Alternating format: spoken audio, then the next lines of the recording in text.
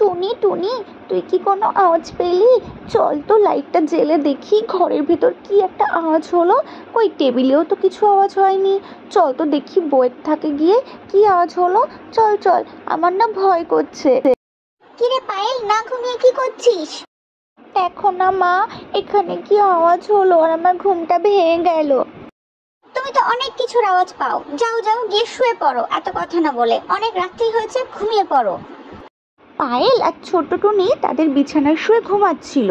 আবার কিছুর আওয়াজ পেয়ে তারা ঘরের লাইটটা জ্বাললো। আর পায়েল ছোট টুনটুনিকে বলল, টুনি কিরে, তুই কোনো আওয়াজ পেলি? চল তো দেখি কিসের আওয়াজ হলো, ঘরের মধ্যে ভালো করে খুঁজে। চল চল, ওই তো কি একটা পুতুলের মতো দৌড়াচ্ছে যেন।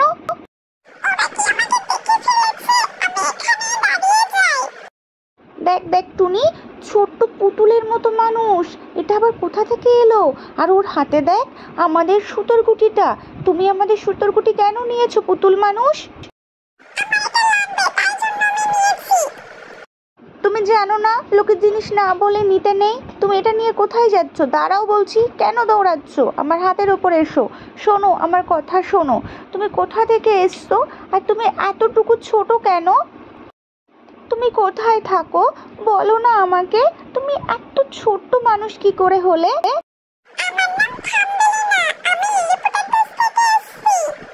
তুমি তো বড্ড ছোট, এইটুকু ছোট্ট মানুষ তুমি কি করে এলে লিলিপুটের দেশ থেকে আমাদের দেশে?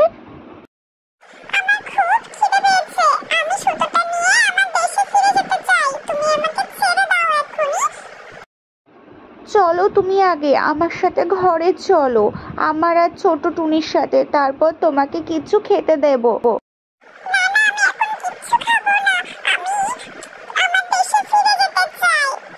চলো আমার সাথে ঘরে চলো। তুমি এই যে আমার বালিশের ওপর বসো, আমি তোমার জন্য কিছু খাবার নিয়ে আসছি। এই টুনি, তুই দেখে রাখ থাম্বলিনাকে, আমি এখনই আসছি ওর জন্য খাবার নিয়ে। আমার কথা শুনছো না কেন তুমি? এখানে বসো বলছি। এই টুনি, তুই ওকে পাহারা দিয়ে রেখেছিলিস, কোথায় গেল? ওই দেখ দৌড়ে পালাচ্ছে। চল টুনি চল চল, দেখি ও কোথায় যায়। কিরে, ও কি করছে? থাম্বেলিনা তার দেশে যাওয়ার জন্য সে তার জাদুর লাঠি দিয়ে গুপ্তপথ তৈরি করে ফেললো। আর সেখান থেকে পায়েল আর টুনিও লাফিয়ে চললো থাম্বলিনাকে ধরতে। তারা কোথায় চলে এসছে এটা? তারা তো বুঝতেই পারছিল না। কি ছোট্ট সূর্য, সমুদ্রও ছোট্ট, ছোট্ট ছোট্ট ঘর বাড়ি, ছোট্ট ছোট্ট মানুষ। তারা কি তাহলে লিলিপুটের দেশে চলে এসছে?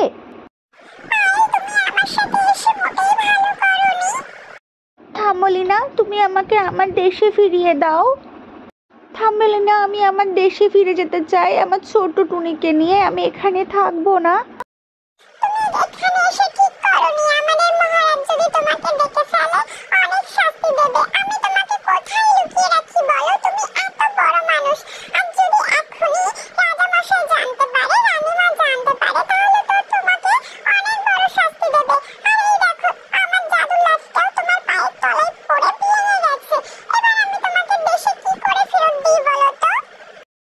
ওরে বাবা গো, এটা কি? এত বড়, এত বড় মানুষ, মানুষ চলে এসছে আমাদের দেশে, মানুষ চলে এসছে।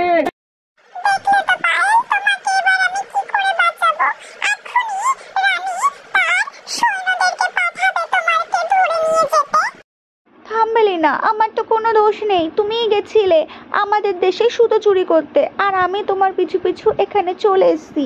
এবার কি হবে আমার? আমি কিভাবে দেশে ফিরে যাব? তুমি আমাকে কোথায় রাখবে? আমি তো কিছুই বুঝতে পারছি না। এখানে ঘরবাড়ি এত ছোট ছোট, আর সব কিছুই ছোট। আমি আমার দেশে ফিরে যেতে চাই আমার টুনিকে নিয়ে। তুমি কিছু একটা ব্যবস্থা করো।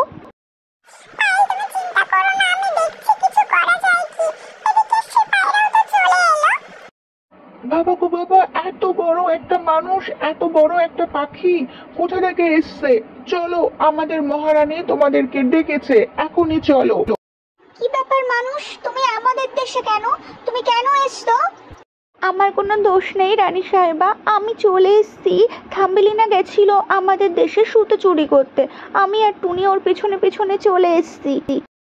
তুমি ঠিক করে বলো।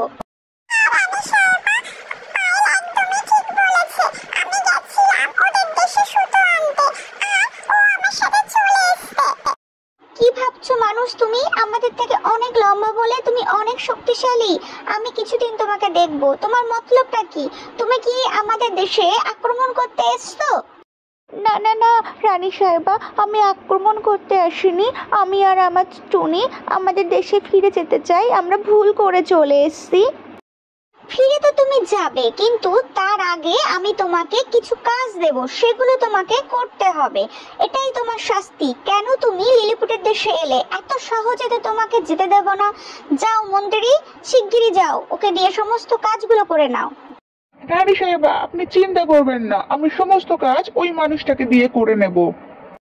হ্যাঁ মন্ত্রী, তুমি ওকে দিয়ে কাজ করাবে, আর ততক্ষণে থাম্বলিনা আর টুনিকে তুমি আটকে রাখবে। আমি সব কাজ করে দেব। ঠিক আছে, তুমি যত তাড়াতাড়ি আমার কাজগুলো করে দেবে, আমি তত তাড়াতাড়ি তোমাকে দেশে ফেরার ব্যবস্থা করে দেবো। আর তোমার কাজ যতক্ষণ না শেষ হবে ততক্ষণ, যে মন্ত্রী আমার কথা শোনো, তুমি ওই টুনি আর থাম্বলিনাকে আটকে রাখবে কারাগারে। শোনো মানুষ, তুমি এই যে পাথরগুলো যেগুলো আমরা রাস্তা তৈরি করব বলে রেখেছি, এগুলো তুমি তাড়াতাড়ি নাও। আর এই যে নৌকা রাখা আছে, নৌকার মধ্যে ভরে ফেলো। এগুলো দিয়ে আমরা রাস্তা তৈরি করব। এই ব্যাপার, আমি এখনই করে দেবো, এখনই করে দেবো। কিন্তু তুমি থাম্বলিনা আর টুনটুনকে আটকে রেখো না। আমি এখনই করে দিচ্ছি।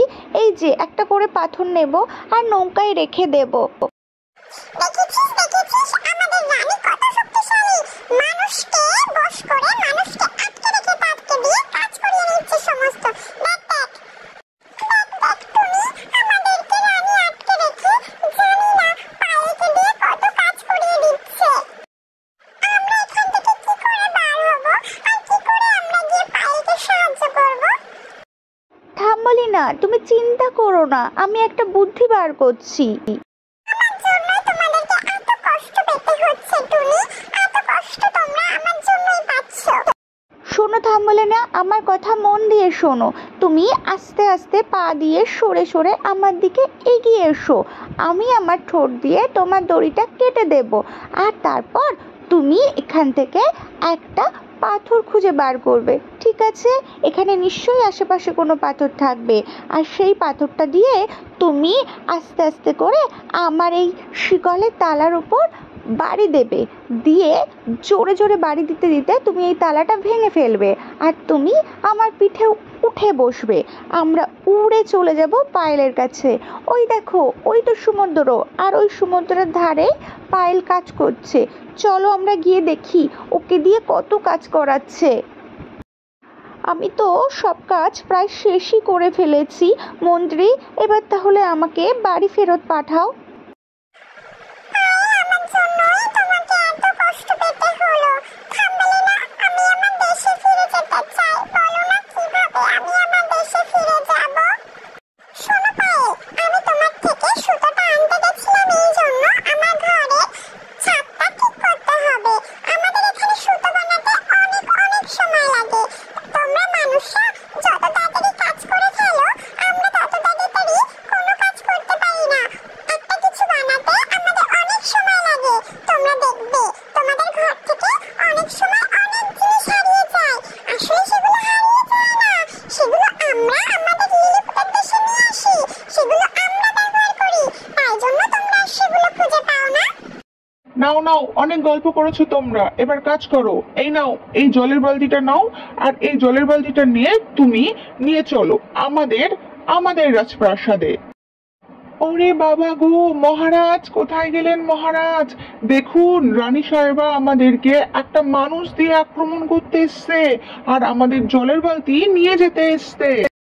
তোমরা সামান্য একটা মানুষের জলের বালতি নিয়ে এরকম যুদ্ধ শুরু করলে?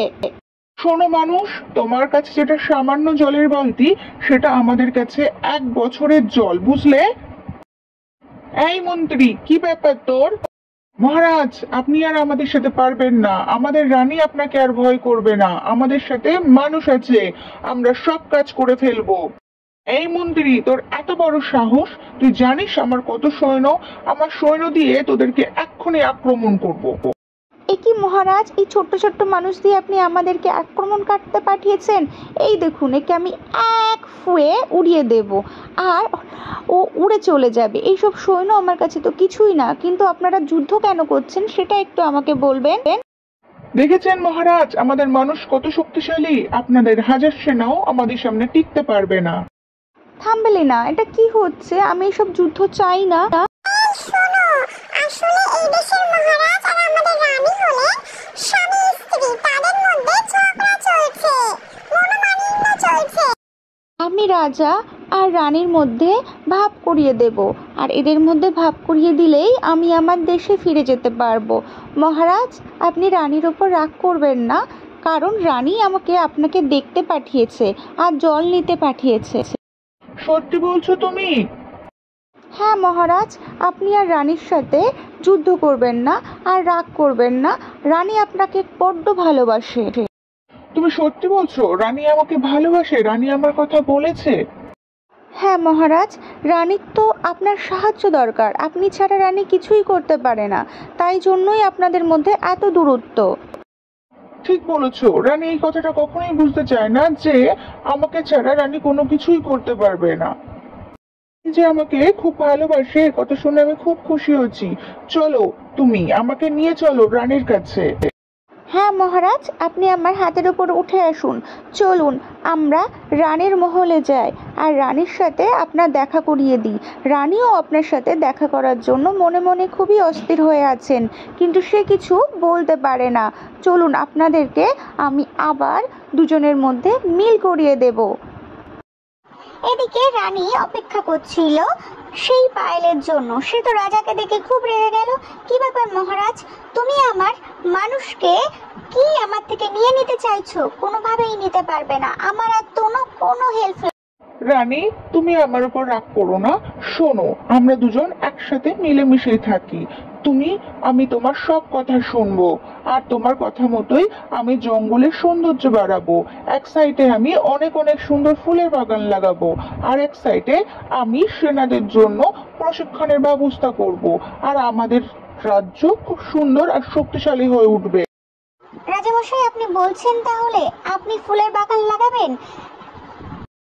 শোনো মানুষ, তুমি আমাদের অনেক উপকার করলে। আমাদের এত বছরের ভুল বোঝাবুঝি, অভিমান তুমি সব ঠিক করে দিলে। তুমি আমাদের অতিথি, আর তুমি যতদিন ইচ্ছে আমাদের রাজ্যে থাকতে পারো, আর আমি তোমাকে সময় মতো তোমার দেশে ফেরত পাঠাবো।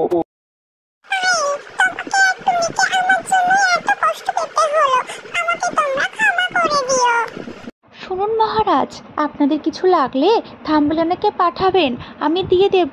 কারোর জিনিস না বলে নেয়াকে চুরি করা বলে যে। পায়েলের যখন ঘুম ভাঙলো, দেখলো সে বিছানায় ঘুমাচ্ছে আর টুনি নাচ করতো।